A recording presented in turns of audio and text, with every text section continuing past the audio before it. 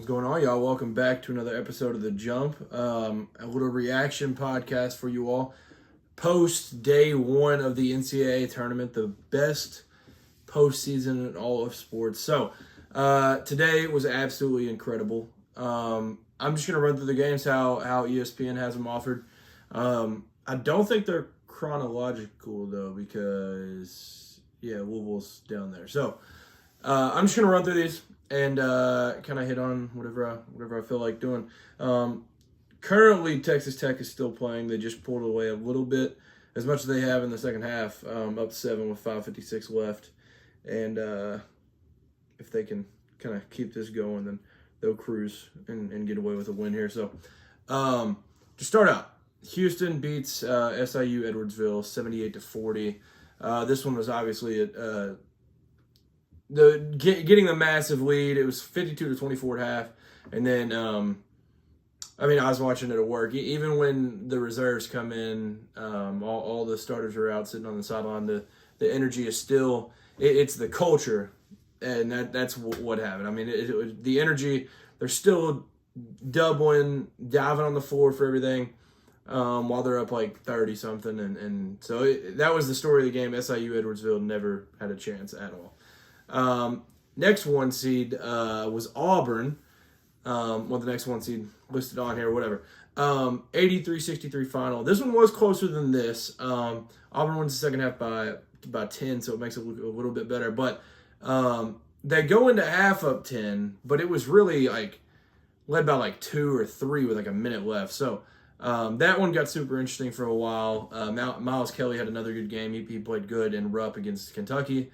Has a good game in Rupp again, so they'll be playing Creighton. I'll talk about that game later. Tennessee beats Wofford. Wofford gave them all they could handle. This is a Chaz Lanier masterclass, 29 points. And this is the game that sums up why you bring Chaz Lanier to Tennessee this season. Obviously, the last time he was out there, didn't play great in the SEC championship game against Florida. Now he comes out 29 points in their debut of this postseason, and they get out with a 15-point win.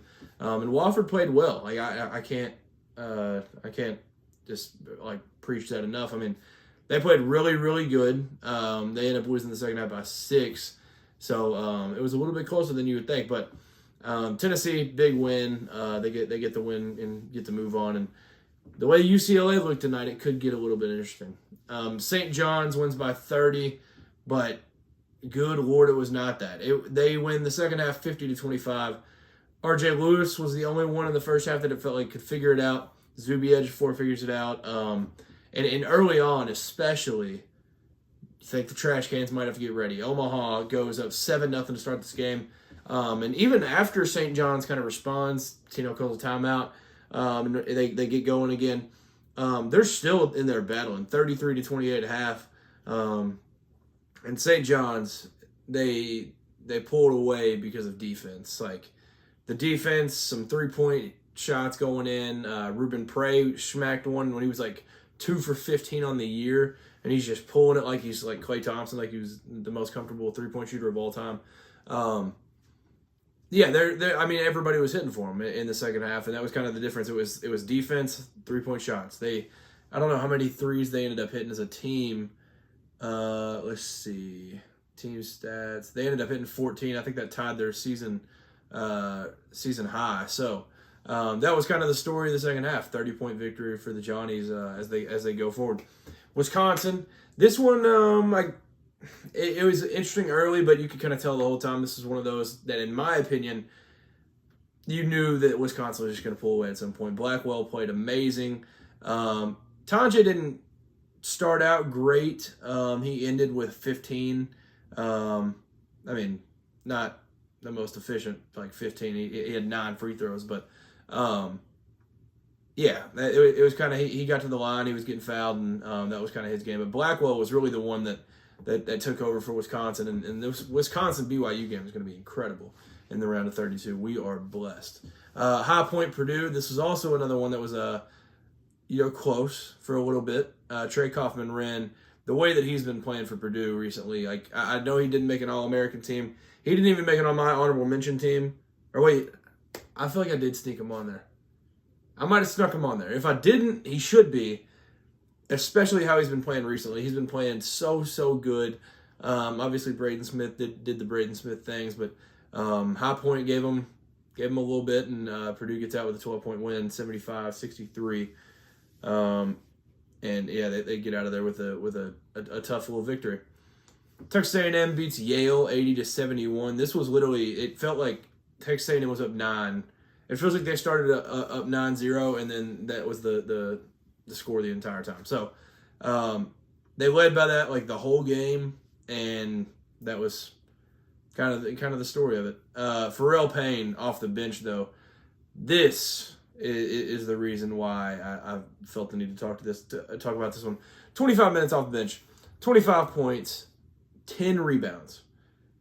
If they can get a quarter of that version right there, they could be moving on to the Sweet 16 once they play their game on Saturday. So Wade Taylor played pretty well. I mean, he had a Wade Taylor game, it felt like. But Pharrell Payne, he was the story of this game in my opinion. So big win for Texas A&M. They avoid the upset that Yale was a 13, beat a 4 seed from the SEC last year with Auburn, and they end up getting out of there with a win. McNeese upsets Clemson. So this one was super interesting because Zachary for Clemson, he wasn't going to go out without trying, and it felt like his efforts fueled the whole team. And with about 7 minutes left, I think it was, McNeese was up 22, ends up winning the game by 2. Clemson applied pressure. They're sitting there pressing full court, and McNeese could not get the ball across court. Clemson ends up scoring 54 points in the second half after a historically terrible, it doesn't even like put it into the right words, but 13 points in the first half. But they counteract that with 54 in the second half and almost get out of there with an overtime game, or they almost complete the comeback, and they just can't get it done. But big win for McNeese and Amir Ora Khan. He moves on. Him and the Cowboys are continuing dancing. So obviously that's cool for America. We get to see our boy keep going, and hopefully more NIL deals coming his way. But big win for McNeese. And yeah, it did kind of feel like they were gonna end up like dominating them, but they blew the lead a little bit, but they still got out with the most important thing, and that's the W. Michigan game just ended as I'm filming this. They just barely scraped out the win against UC San Diego. This game felt like early there was all the talk of the UC San Diego upset, blah, blah, blah. Michigan was going to come in and just roll them. Because Michigan goes up 10-0, and I think when it was like 10-0, it might have been like 10-2.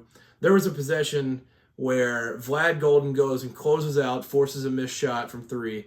UC San Diego gets the rebound. Danny Wolf pins it on the backboard. And that was the summary of the early part of this game, where it was like legit, they were shell-shocked. Talking about the Tritons from UC San Diego. And that was kind of, that's what it looked like early. And I don't know if Michigan got comfortable or if UC San Diego is just, I don't know. But they come back. They end up winning the second half by 11. Michigan gets out there with a 68-65 win. But shout out to Tyler McGee. He was balling in the second half. And what was it, K-Pitch? Was that his name?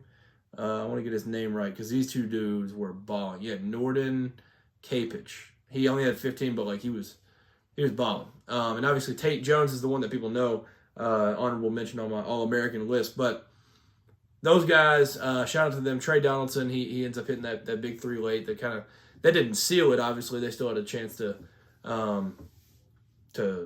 tie it up in the end. But Trey Donaldson, it seems like he's just built for moments like these. He loves this. He's slowing the pace down. He's doing all this. He's controlling the game, and so it was awesome to watch. VCU BYU. BYU won by 9. It honestly felt more than that. They kind of controlled the game though. I think that's the best way to put it. And everybody played well for them. And obviously, if you've watched any BYU games this year, they play a lot of guys. They play a lot of guys a lot of minutes. And yeah, the whole squad played pretty well. Richie Saunders, the kind of leader, in my opinion. 16 points, 4 rebounds, 2 assists, 2 steals. Yeah, I'm excited for this BYU-Wisconsin game. I think it's going to be incredible. There's going to be a lot of points. VCU did a good job like hanging in there. Credit to them for literally never giving up. I don't know if Ryan Odom will be there going forward. I don't know if he'll be, taking the Virginia job, but we'll see. And but VCU, incredible effort. But BYU, they have just figured it out, and now that they're rolling, it is it's scary hours for people playing Brigham Young. Drake completes the 11-6 upset. They were balling this whole game. This literally felt exactly like the score of this game felt exactly how A&M was leading Yale. It was like Missouri can't cut into the lead enough. Drake is leading by like 5 to 12 this whole game. And it was around 9. It stayed about that like the whole time. Then there at the end, Missouri just rattles off this run and ends up cutting it close. Drake ends up getting out of there with a 10-point win, but that was with free throws at the end, breakaway dunks, and stuff like that. But Bennett starts, obviously, the guy that we know for Drake that I think the country is getting to know, 21 points. And it's so impressive. Like, this dude was playing D2 basketball. Most of these guys were, if not all, playing D2 basketball at this time last year, and now here they are on the big stage, beating a solid SEC team in March. And it was just amazing to see. Obviously, Missouri loses a lot of these guys, so it's tough to see them go out like this, but it's awesome to see Drake kind of do what they were able to do tonight. So that was a fun one. Loved Ben McCollum, and he was making jokes about all the people dressed like him, saying that most of those people have more hair than him. But they're just a fun team to follow. And if you're a college basketball fan like I am, they are a fun team to root for. They're really, really good. They do all the right things. They make plays when they're needed, and that was kind of the story of the game. Arkansas versus Kansas. So the game with 2 head coaches that have twice matched up in a national championship game, 2008, 2012, Bill Self and John Calipari. Incredible game, honestly. This game, it was beautiful in the fact of like, it was a great game. Arkansas pulled away, Kansas came back, blah, blah, blah. And then it got ugly because Kansas did all they could to lose this game, and all Arkansas had to do was basically just like hold on to the ball, and they were going to win this game. So, yeah, Kansas, they if you're on Twitter quite a bit, you probably saw like the Hunter Dickinson pass, or there was the DeJuan Harris entry pass that was terrible. KJ Adams, I mean that one was rough late. Him getting injured there late. Hopefully he's okay. I haven't really checked into that, but Arkansas, big win for him. Obviously Cal, he won a game at UK in 2023 against Providence, but like kind of gets this monkey off his back that he can't get out of the first round. So and now he gets to face an old friend of his that he claims he doesn't send Christmas cards to, Rick Pitino. So that one will be fun. But for Bill Self, this is the second time that a preseason number 1 overall team in the AP poll has lost in the first round of the tournament, joining only themselves in 2006. So this is their first round of 64 loss since 2006, and it's obviously like the biggest failure of a number 1 seed since that Carolina team 2 years ago, bringing back all those guys. And this one, I think if you're selling stock and getting tired of Kansas or thinking they may not be good next year or something, then I think you're on something crazy, because I don't know about you all, but the freshmen were pretty solid in college basketball this year, and they have an elite one coming in next year in Darren Peterson. And I think they'll be able to recruit the portal, I mean, as good, if not better than they did this year. And obviously you can be like, well, portal didn't work this year. They just didn't really hit. Zeke Mayo was a good hit. He played good in the first half of this one.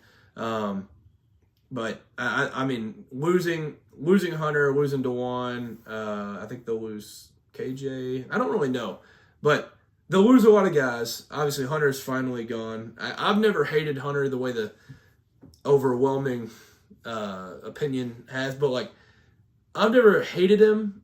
I've never loved him really, but he's a name that's been around college basketball forever, and as a fan of the sport, he's been around for so long. It's like, sad to see those type of guys go, because like they've been around forever. Like they're always a staple that like casual fans can know. So he'll be gone, but yeah, I'm excited to see Kansas going forward. It'll be a different like wave of players, and I'm just excited to see what Bill Self can do with those guys and see what happens. But Jonas Adu, he has obviously been playing pretty good as of late. Trayvon Brazil had been playing good as of late. But Jonas Adu, what a game out of him. 22 points. I think that got his season high. I think 21 was his season high prior. But 3 steals, 3 blocks. He was playing incredible. Boogie Flang came back. I don't know what he ended up with. He didn't have an incredible night. But, came off the bench, played 24 minutes, 6 points. But it was just nice to see him back out there. You hate to see a kid like injured, especially in his role where such a bright future. You hate to see a dude just be injured and be out. But here we are. We'll see how he looks against St. John's, because they'll definitely need him. And I don't know if Adu is going to be able to play in that game, but we'll see. See what news come out like tomorrow about that. But big win for Arkansas. They move on, knock off Kansas, and I guess which was technically an upset, 10-7 game, but big win in Providence for them. UCLA, the game that I referred to earlier, that Tennessee will now be playing. Mara for UCLA. I can't remember how you pronounce the first name, if it's a die or a day, Mara. Kid from Spain, elite player. I've followed him like all year, and I still can't remember how to pronounce his name, but whatever it is, Mara. 10 points, 6 rebounds, 5 blocks. That is I talked about him, I think it was the Michigan State game that he did. He had a similar stat line. He is incredible. He is absolutely incredible. And he's kind of the key of what this game was. There was like halfway through the first half, UCLA did what Houston does to like bad teams, where they're like, yeah, I just don't think you're going to score anymore. And that's just what they did. I mean, they held them to 27 in the first half, and Utah State comes out and only scores 20 in the second half. UCLA wins 72-47 in a dominant victory from Mick Cronin. So he did fly across the country and get a big win. So it was cool to see. But yeah, Sky Clark played pretty well. The whole starting 5 played pretty solid. And then Mara off the bench with 20 minutes and 20 phenomenal minutes out of him. So UCLA, dominant performance, and I didn't think going into the tournament that they could upset Tennessee in the second round, but it's in play now. So we'll see what happens. The first game that started it all off, Creighton and Louisville in Lexington. Jemiah Neal, what a game. I do wish he could have got to 30. He missed like 87 free throws trying to get to it, but finishes with 29 points, 12 rebounds, 6 assists. Obviously his best game.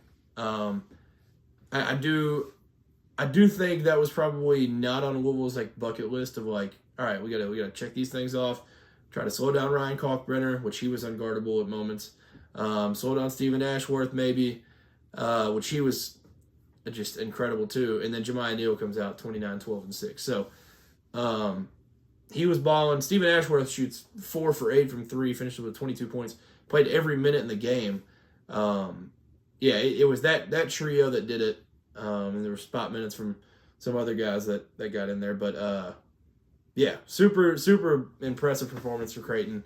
And, the scoreboard doesn't necessarily show what it looked like, because 89-75 makes it seem like it was a lot closer than it was. But Creighton really dog-walked them. They got up 20 in the first half at some point. And for Louisville, I mean, obviously you lose a lot of these guys. Chucky, what an incredible year he had.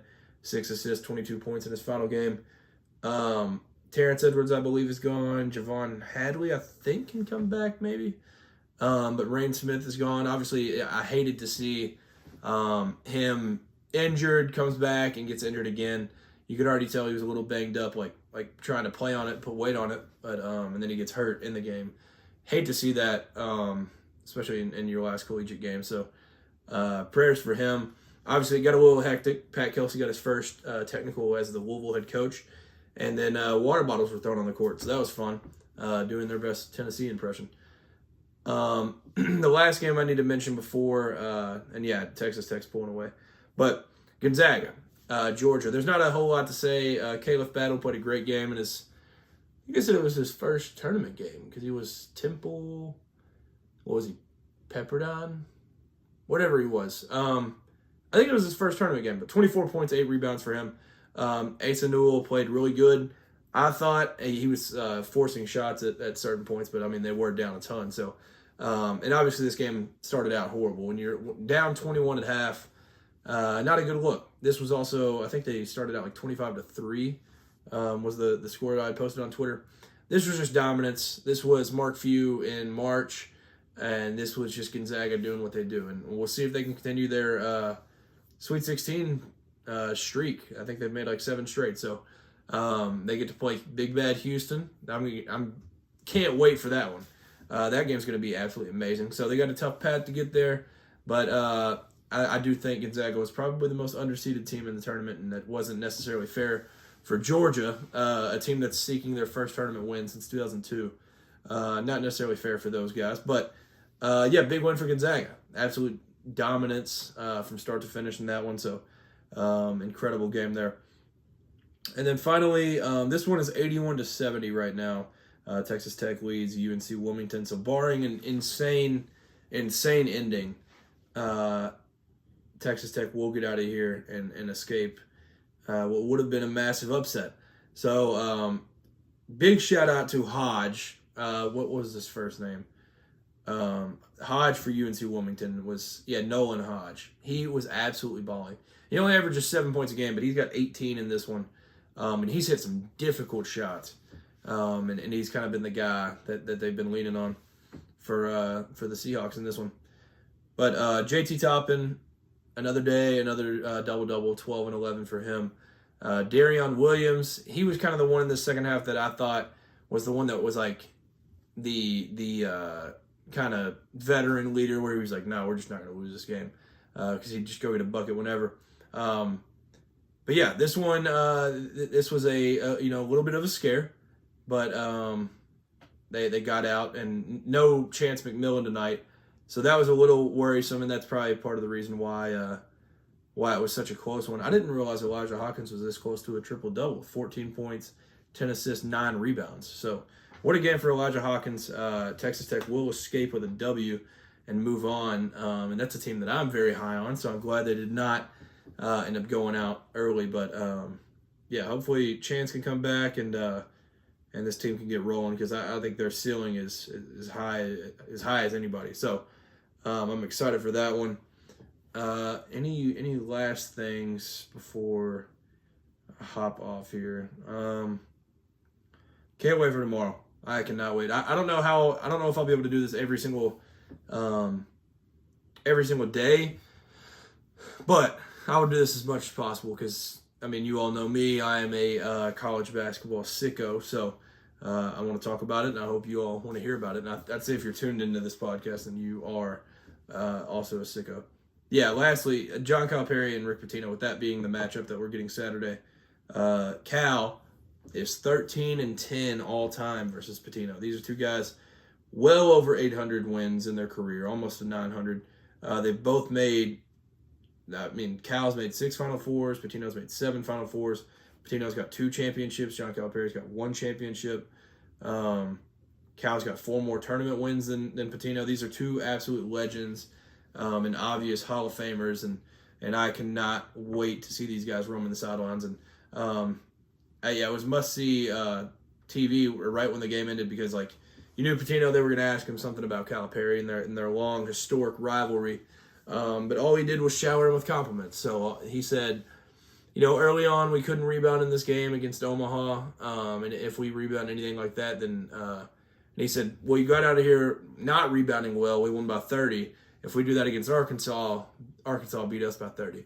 And then at the end he said something to the effect of like, if they're a bubble team and like 10th in the SEC, then I'm just glad we're not in the SEC. So he was filling him with the compliments and trying not to step on toes or anything, but I know both those guys want that win more than anything else, and that's going to make it absolutely amazing to watch. So I think that'll just about do it for this edition of the post day one tournament. So hope you all enjoyed games. My eyes feel like they're about to fall out from just watching basketball for whatever that was, 12. Yeah, we're over 12 hours, 12 and a half hours at this point. So I wouldn't have it any other way. I love this sport so much.